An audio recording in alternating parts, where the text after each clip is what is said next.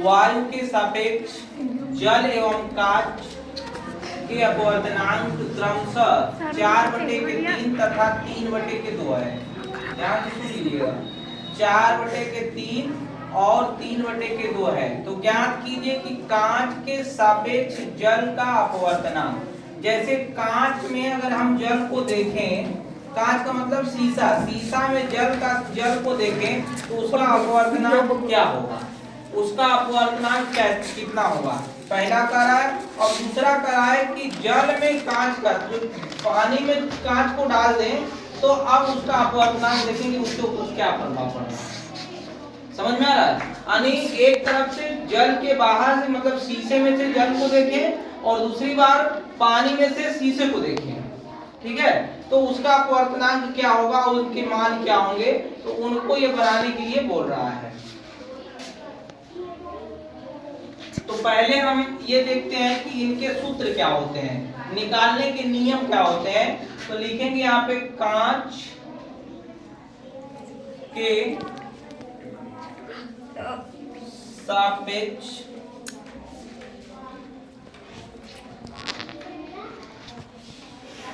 जल का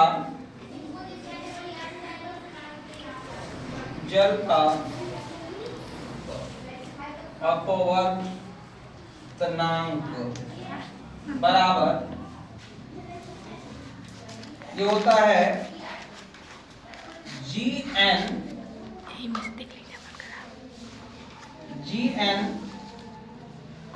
W equal to GN W होता है जल का अपवर्तनांक निकालना है। तो GN ये N लिखा हुआ है, N ऊपर रहता है और G नीचे और W नीचे होता है। अपवर्तनांक बराबर हो जाएगा आपका ANW बटे के ANG।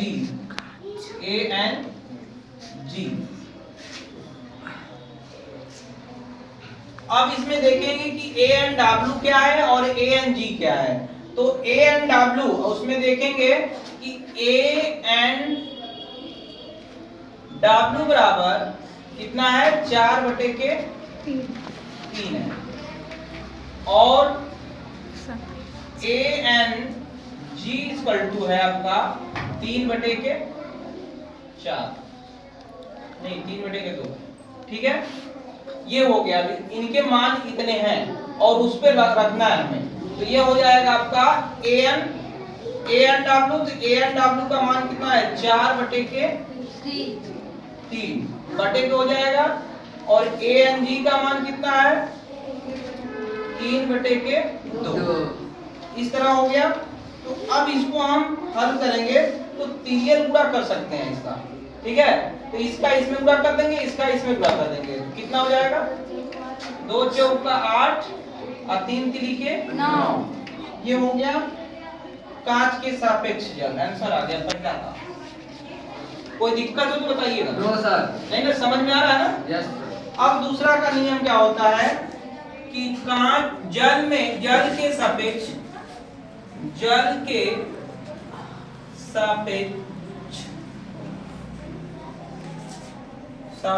कांच का अपवर्तनांक, कांच का अपवर्तनांक, तो यह हो जाएगा आपका बराबर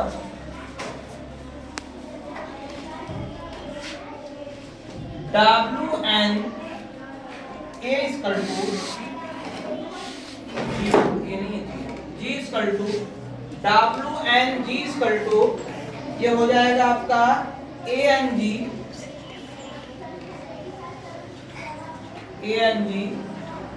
बटे के क्या बचा है, WANG निकल गया तो इसमें से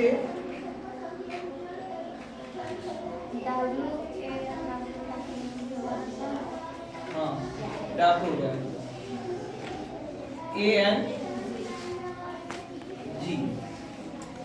ANG, ठीक है। बात यही है,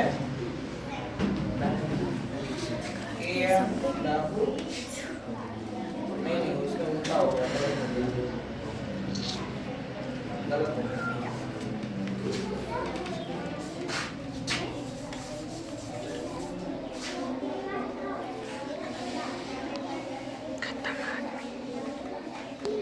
W and G is equal to A and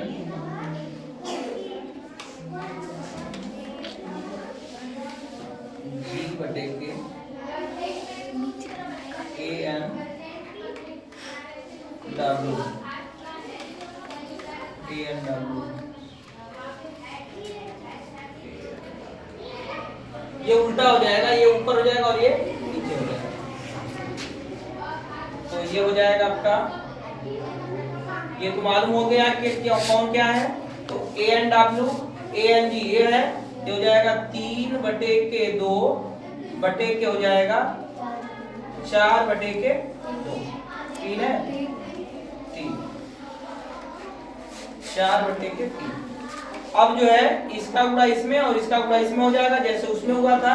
तो 3 3 के 9 4 गुना के 8। आंसर दियो। कोई दिक्कत बताइए। आंसर